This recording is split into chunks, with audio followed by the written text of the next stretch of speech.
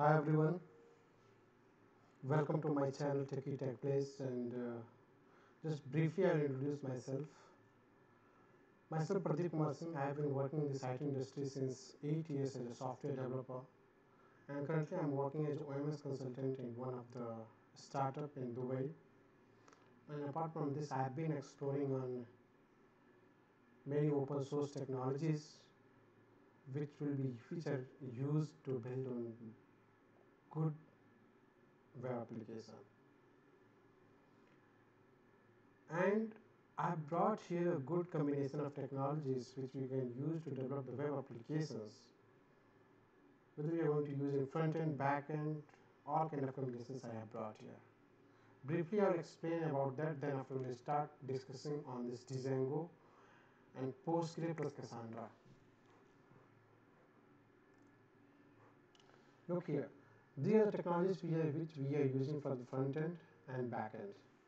For front end, we have the different languages and technologies like HTML, CSS, TypeScript, JavaScript, Angular, D3. D3 is nothing but it's a data-driven document to use to visualize the data. PWA, Progressive Web Apps, which are very powerful tool, which are very powerful APIs, powerful web applications, which gives a native view like Android and iPhone view. The similar way we have a backend. In the backend system, we are using the language Python language, and we are using a Django framework for the web development, and we are using a lot of libraries as per the use case demand. We are using Pandas, OpenCV, machine learning tools, which will be used to recognize the images. I'll be using the Python, so many Python libraries we will be learning, going further in the tutorials. And we'll be learning on the REST APIs. Since Django here, using Django we can develop our web applications, even we can develop our backend systems as well. But my tutorials and as per my design, I'm going to use Django as a backend system, where we'll be developing all this, we'll be exposing all the REST APIs for each and every small functionality as a REST web services. And in backend database, I have a plan to use this PostgreSQL, which is nothing but it's a relational database. And Cassandra also we are going to use as per our use case demand, since the Cassandra provides the distributed environment, zero time downtime. That's why I have a plan to use this Cassandra NoSQL database. And Kafka messaging system I'm going to use to transfer messages from one system to another system. Suppose if you want to develop a low latency systems, there should not be any delay while transmitting the data from one to another. Then in that case, we have to think of the best technologies. And in this current market, we have a lot of several technologies, but I feel Kafka is the better one, which we can go for it for messaging process. And Elasticsearch is a quite good things which is very much required nowadays. Why? Because suppose you have developed one web applications, and you have every day you have millions of users are hitting your website, your application. In that case, and they're trying to fetch some bulk data, then how you're going to fetch those data? In that case, we'll be using this Elasticsearch. We'll be fetching all this data with low latency without any delay. That's why the main purpose of using these technologies. Thank you so much. I'm going to give you 100% guarantee. Be with me till the end of this video, and for sure end of this video you will be having good things for your future. Thank you so much. Now, without wasting our time, we will start the Django setup. To do the Django setup, first we need Django. Since the Django is built on top of this Python, that's why we need first the basic compiler of it is a Python. And we have to use the Python, we have to install the Python. Just go to the Python official website and download the latest version of Python and install it into your local system, whether you're using a Windows system, Mac, Linux, whatever you're using, just install it. and I'll tell you how we are going to do the setup for Django, then we are going to do the setup for PostgreSQL, then Cassandra. Okay, I've already created one local directory here in my local system, which I will tell you.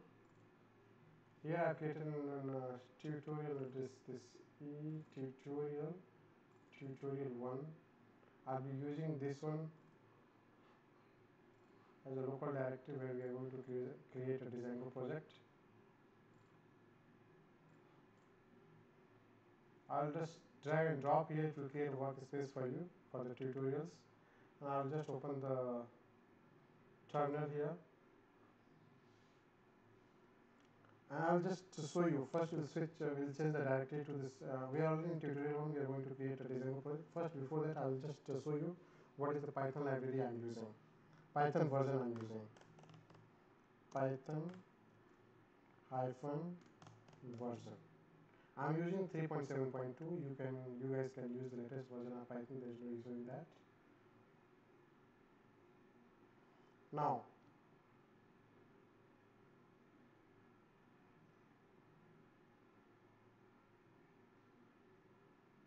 okay. Now, to install the Django, we have to use the Python package manager, which is nothing but pip install Django. Once you hit it, it will install for you, but for me it's already satisfied because I've already installed this into my system. That's why it is showing no need to install once again. Okay, what I will do, I will create a Django project for it. Under this tutorial 1, I am going to create Django project. Then inbuilt commands they have already provided. Django community has already provided. Django admin start project run server. Oh, sorry. Start project and your project name. I'm using project name as a tutorial. It will create directly for here tutorial. Under this tutorial, it will create a sub app tutorial, and then for manage.py. Manage.py basically used to execute the to manage the server migrations, database migrations. All this stuff you can manage using this manage.py. And this nested app is created as a tutorial, which will be having the settings and URLs. Under the settings, we will be doing the database configurations, session management configurations, middleware tools, security tools, static files, external JavaScript files, external CSS files. All these configurations we have to do under this one. And suppose if you have a plan to develop the microservices apps. If you are going to create thousands of apps under your project, in that case, all this app need to be installed here in this under installed app list. You have to define your custom apps here. Then internally Django identifies it, and then after it manipulates on those apps. Middleware tools you have to configure here. This is a templates which are nothing but external JavaScript, external CSS. If you want to give, you need to give into the directories. And we have the database configurations. By default SQLite 3 provides the database connection here. You can do using this database, you can even achieve this whatever I'm going to show you. But my main target of this video is to show the database connectivity with Postgre and Cassandra. That's why I'll go for Postgre, and you can follow the same for the SQLite 3. Just no need to change anything here. And these are the authentication password validations class. I need to specify here. And here we have the static URLs and all on the internalization. If you want to achieve the internalization functionality for your application, in that case you have to define this to and for and these configurations. Okay, without wasting our time, we'll move further and we'll what I will bring the database connection for. I have a database connection for this PostgreSQL, and I'll be using the same one.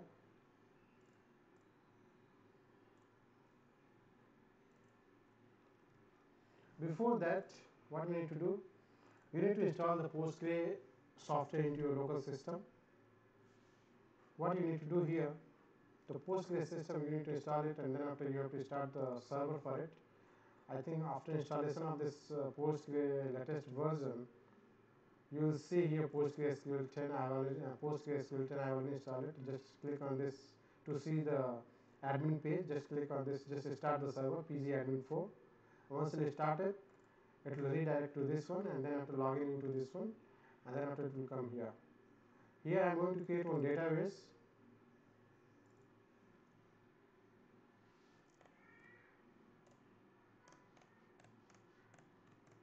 I am creating a database name as a tutorial1.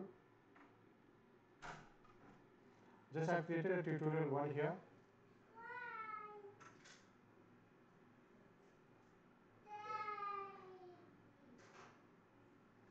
Just under this tutorial1, you can find the schemas here. Just go to the tables. You will see nothing is there. No tables are created here. What I will do, this is the beauty of the Django system, which they have already provided. A lot of inbuilt features they have already provided. What we can do, we have to create a tables here so that we can log into the Django admin page. But to do that, we have to execute some commands, right? Then what we'll do, we have to run the migrations. Before that, you have to change the database configurations first. Just look at this database. What is the default configuration for this Postgre? Engine name should be the same. Name as per your database name. What is the database name given? Tutorial1. Host is the local host. You can specify your IP addresses. Username is the Postgre. Your how did you log in with this admin console? Just give that, because once you create a database, you will be assigning all this. You will be assigning a user for it, who is the owner for this, and the password as per your. This is my local password. No need to worry about that. I have created the database at tutorial1. You can see as I show you that there is no table set created. What I will do,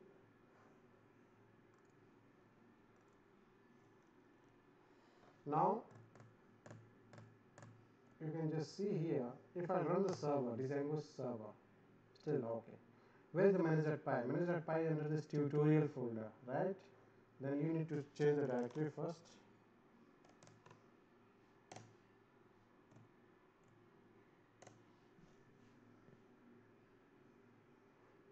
Now I'm executing the server. Once I executed the server, you can just click control click, and then after you will see this is the UI of this. Since Django can be used as to develop the web applications, but for me, I'm not going to use the Django as a front-end design. I'm going to use Angular to design the front end, and then from Angular, we'll be making a backend system called using this REST API. And this REST API is getting developed. We'll be developing the REST API using this Django. Since Django is a full-fledged system which provides the front end as well and back end as well, but we are using one part only, which is nothing but back end as a REST web services.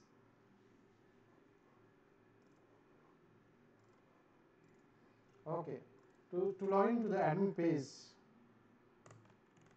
once you click on this admin, it will show you the UI, but you cannot even log in here because there is no user in this one. So what I need to do, I need to create a table first. Just go here, do the migrations. They have given provided, Django community has already provided inbuilt commands to do the migrations, like python.manage.py migrate. I click on this. What it does, it basically migrates. But why migration is not happening there?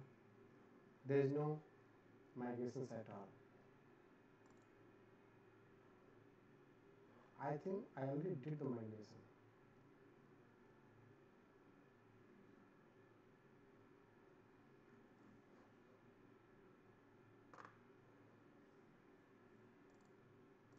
did it already?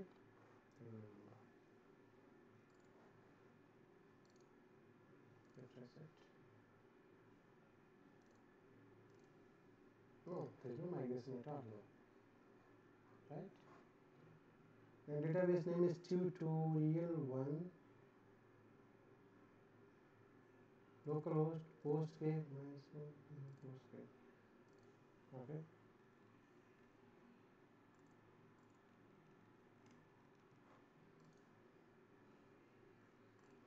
अब बस कैसे might be causing some issues. Tutorial 1 not I'll do the make migrations migrate. Now migration is started, migration is done here. Once migration is done, you can see here, just refresh this table. You will see by default few of the tables are created here,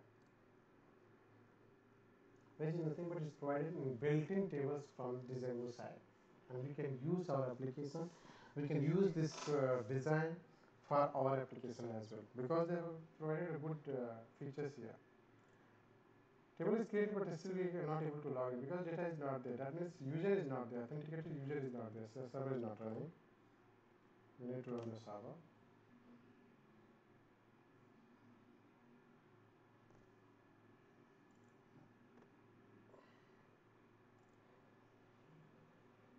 There is no stuff. What I will do? In that case, what you need to do? The Django. This is the beauty of Django. That's why I'm saying again and again. This is the beauty of Django. What we need to do here? Now we have to create admin user, super user here. Then they provided again. They provided a new commands to create a super user event, so that you can log into admin page. Keep blank Pradeep tech@gmail.com.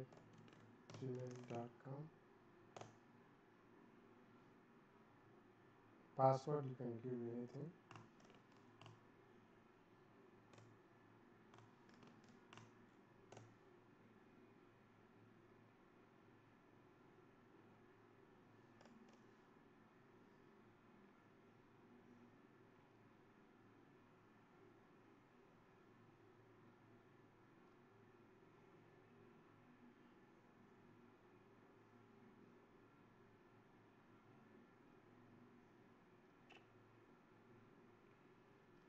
Okay. Now successfully created. User I have already successfully created. Just go and log in here. Now this will log into the system. The server is not running. Sorry. Run the server first.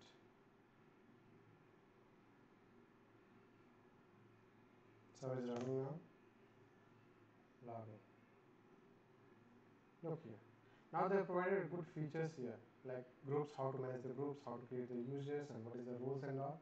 Everything they have provided is good features they have provided. Suppose if you want to add a new user here, you just create a username, you give the username first and last name, confirm password, save it. It will create a new user as well. I already created here. You can see the tables here. Just refresh the table. Under this auth user, you can find the data as well. Just to go here.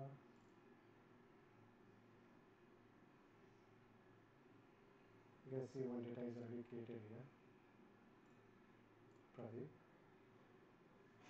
That's all we have how to connect the database from the Django application.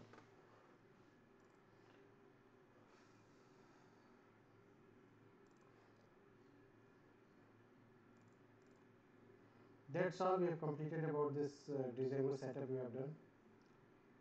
Now we'll go with the Cassandra. Django with Cassandra. How are you going to do the Cassandra? Now, Cassandra, as you know, this is a NoSQL database and which provides a distributed environment. In upcoming videos, I will be preparing, I will be making a Cassandra videos tutorials, but for now, this is not my plan to build a plan to prepare a video on this. But still, the basic information about Cassandra which I can do, I'm already going to tell you how to do the database connectivity and how can we create tables from these Django applications. Before that, what you need to do, you need to install the Cassandra first into your local system. What you need to do, just visit the Cassandra official website.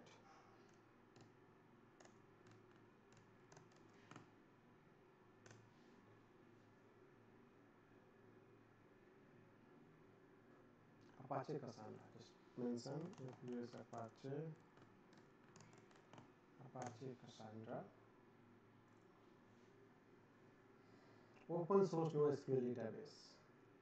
Look at these are the features: hybrid, fault to tolerant, fault tolerant, focus on quality, performance, you are in control, secure. I love this feature. Cassandra consistently outperforms popular NoSQL alternative in benchmark and real applications, primarily because of fundamental architectural choice. Distributed, I love this one. Because Cassandra is suitable for applications that cannot afford to lose data. Even Even when an entire data center goes down, there is no single point of failure. There are no network bottlenecks. Every node is the cluster is identical. Remember these things. How benefit of it using this Cassandra with our applications. Zero downtime. Even there is no loss of data. I have seen being in this supply chain system software development products. I have seen we have used a lot of MySQL database, Oracle database, and we have seen a lot of complaints about the data.